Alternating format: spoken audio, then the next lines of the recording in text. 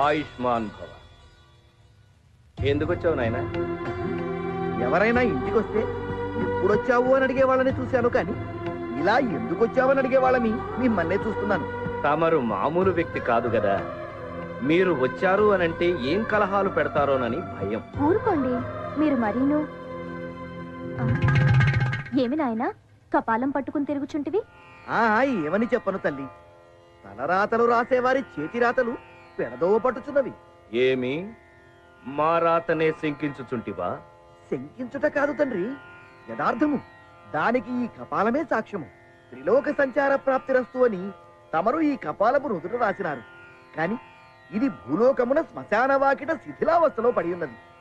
నా కంటపడినది కాబట్టి సరిపోయినది, కాకున్నా చూసారా నారదుడు ఎంతటి బుద్ధిమంతుడో. మీ పేరు కాపాడవలనని ఎవరికంటా పడకుండా మీ వద్దకే తెచ్చాడు. పొరబడినావు దేవి. నారదుడి కపాలము తీసుకుని వైకుంఠమునకు వెళ్లి అచట నుండి కైలాసము చేరి చివరకు సత్యలోకము చేరినాడు, అవునా? అనగా ఈ కపాలము త్రిలోక సంచారము చేసినది. నేను రాసిన దానిలో తప్పేమున్నది?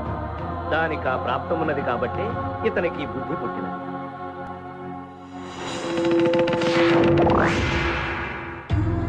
నా అజ్ఞానాన్ని మన్నించండి. ఏం నాయనా ఇంకేమిటి విశేషాలు? అడక్కపోయినా చెప్తాడు, వచ్చిందందుకేగా.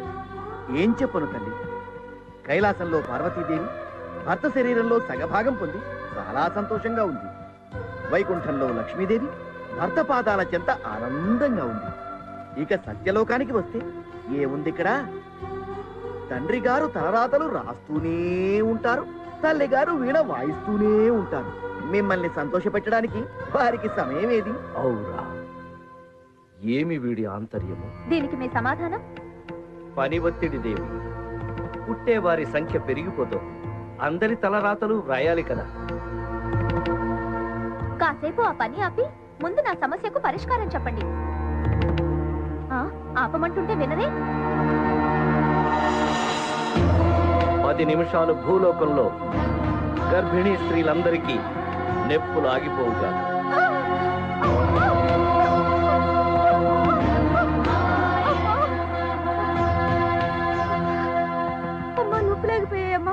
ఇప్పుడు నీకు ఏమి కావాలి?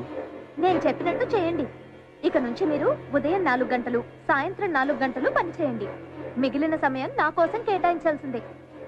ఏం నారదా? అంతే తల్లి. అసాధ్యము నారదా. త్వరగా రాయండి ప్రభు. ఏమిటది? అందరూ గర్భిణీ స్త్రీలకు 10 నిమిషాలు నొప్పులు రాకుండా ఆఫ్ చేసేదివి కదా. మీరు ఆపారు స్వామి, కానీ ఆసుపత్రిలో వైద్యులు నొప్పులు రావట్లేదని ఆపరేషన్ చేసి బిడ్డను తీస్తున్నారు. చూసావుగా దేవి మా బాధలు. అవన్నీ నాకు తెలీదు. ఇక నుంచి నేను చెప్పినట్టు ఏర్పాటు చేయండి. అది సృష్టికే విరుద్ధం దేవి. ఆ సృష్టికర్తలు మీరేగా. నా విధి నిర్వహణకే ఆటంకం కలిగిస్తున్నావు దేవి. అలాంటప్పుడు నన్నెందుకు పెళ్లి చేసుకున్నట్టు? బుద్ధి లేక. వచ్చిన పని సంపూర్ణం. ప్రభు, ఆసుపత్రిలో మరో ఆపరేషన్ జరుగుతోంది. వివాహమైన మరుక్షణమే మరణమా? ఇదేమిటి స్వామి? వివాహమే మరణముతో సమానము కదా.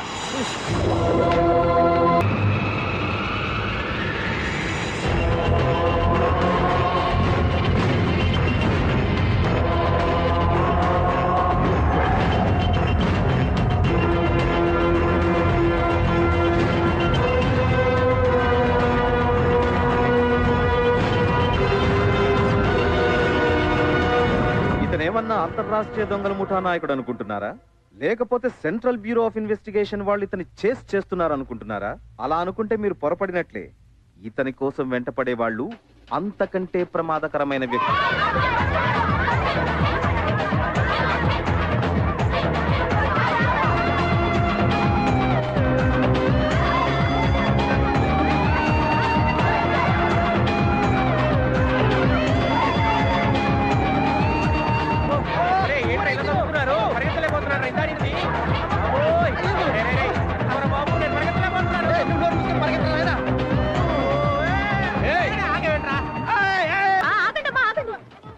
ఎవరు మీరంతా?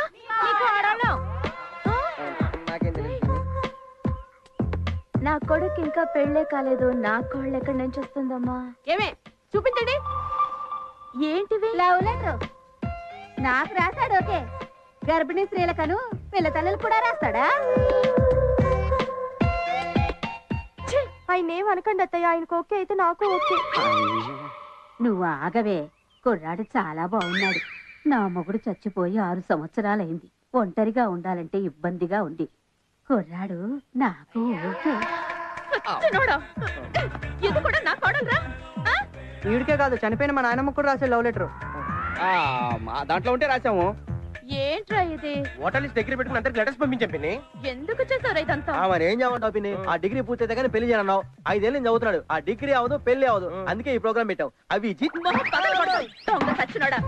అమ్మా, నా కొడుకేం తెలీదమ్మా, ఒట్టమ్మా. ఇప్పుడు అవునమ్మా. ఇంకోసారి ఇలా చేయకుండా నేను బుద్ధి చెప్తానమ్మా. బుద్ధి చెప్పడం కాదు శాంతమ్మా, పెళ్లి చెయ్యి. లేదంటే మా కాపురాల్లో చిచ్చి పెట్టేలా ఉన్నాడు. పదండి ఎడదాం. ఏదో సంత. నిన్ను ఇలా తయారు చేసినందుకు నన్ను నేను కొట్టుకోవాలరా? చూసుకో. కుక్క ఏడుస్తున్నట్లేదు. ఏదో పంది పిల్ల అరుపులాగా ఉంది. బర్రె ఏంట్రా మనిషిలా మూలుగుతుంది? ఈ బర్రె ఏమైందిరా? నీ పెళ్ళానికి లవ్ లెటర్ వచ్చిందా? శోభను బట్టి పాలు చేసావు కదరా. నేనేం చేశారా? జీవితంలో నాకు అసలు పెళ్ళే కాదనుకున్నాను. అలాంటిది ఎలాగో కష్టపడి హైవేలో నాకు పెట్రోల్ బంక్ ఉందని మా అత్త దగ్గర అబద్ధం చెప్పి హ్యాపీగా పెళ్లి చేసుకొని నిన్న రాత్రి ఫస్ట్ శోభనం ఏర్పాట్లు చేసుకుంటుంటే ఇక్కడ కాదు అక్కడ నైరుతిలో బరువు ఉంది.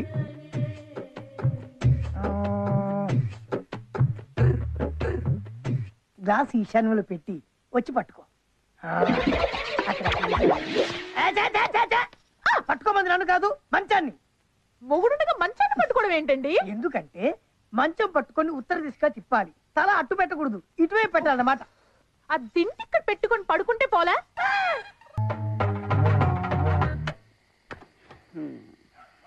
ఇప్పుడే పెట్రోల్ అయిపోవాలి. ఎక్కడ చచ్చాడు? సోన్ బాబు శోభన్ బాబుకి ఈ రోజు శోభనం గదిలో ఉన్నాడు. అరే ఏమైంది? అంటే బండిలో పెట్రోల్ అయిపోయిందండి. ఓ బాటిల్ ఉంటే ఇస్తారా? బాటలు ఎందుకు? నేషనల్ హైవేలో మా అల్లుడికి హెచ్పి పెట్రోల్ బంక్ ఉంది, అక్కడ పోయించుకో. వాడు నీకు బాగా వేసాడు సోపు. వాడి పెట్రోల్ బంక్ ఎండూరు కానీ వాడు petrol petrol petrol petrol petrol. అది మ్యాటర్.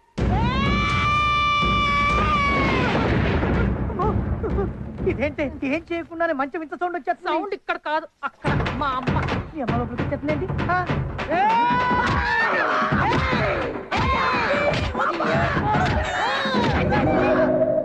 ఓ అలా జరిగిందనమాట. అవును, అందుకే నువ్వు ఎలాగైనా శోభనం చేయాలి. అంటే నువ్వు ఒప్పుకుంటా సరే, మీ ఆవిడ ఒప్పుకోవద్దు. నేను అనేది అది కాదు, నువ్వు ఎలాగైనా దగ్గరుండి నాకు శోభనం జరిపించాలి. అది ఎవరికి వాడు చేసుకోవాల్సింది. తెలుసు, కానీ ఈ పొజిషన్ ఇంటికి వెళ్తే మాత్రం నిలకి తెస్తుంది. ఐడియా నా జీవితాన్ని మార్చేస్తుందా? లెట్స్ వాక్ అంట. ఇప్పుడు ధైర్యం వచ్చిందిరా. ఎందుకు రాదు? 6 వీళ్ళు అయినా కదా. అయితే నేను చెప్పు, మరి నీకు సోనం కావాలి. ఇప్పుడు ఇస్తా చూడు దీన్ని. అబ్బా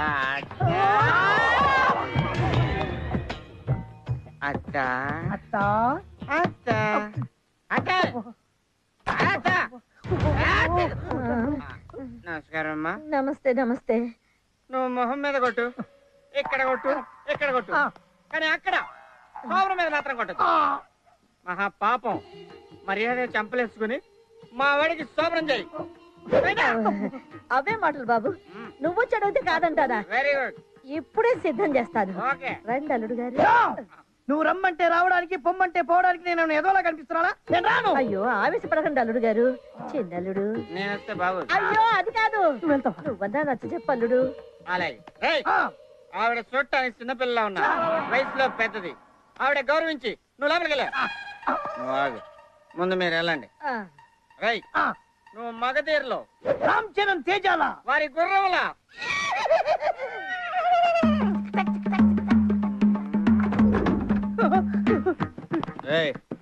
ఏమైందిరా? అప్పుడే వచ్చి అమ్మాయి ఏదో మోటు సరసం ఆడిద్దని అలిగి బయటకు వచ్చేసాడు. నువ్వన్నా చెప్పు చిన్నల్లుడు. అరే శోభనానికి నువ్వు కొత్త కదా, ఫస్ట్ అలానే ఉంటదిరా. నువ్వు వెళ్ళా అంటే లోపలికి వెళ్ళబాలు నువ్వు తలుపు వేసుకోమ్మా మళ్ళీ వచ్చేయండిరా లోపల ఏం జరిగిందంటే లోపల ఏం జరిగిందో ఎవరైనా బయటకు వచ్చి చెప్పుకుంటారు ఎవడు సిగ్గు లేకుండా నువ్వైనా చెప్పు చిన్నల్లుడు చెప్పు చెప్పడం ఏంట్రా బుద్ధి ఉందరా నీకు లోపలికి వెళ్ళు లోపలికి వెళ్ళు. అబ్బో, ఈడి శోభనం నా సావుకొచ్చిందిరా అయ్యా.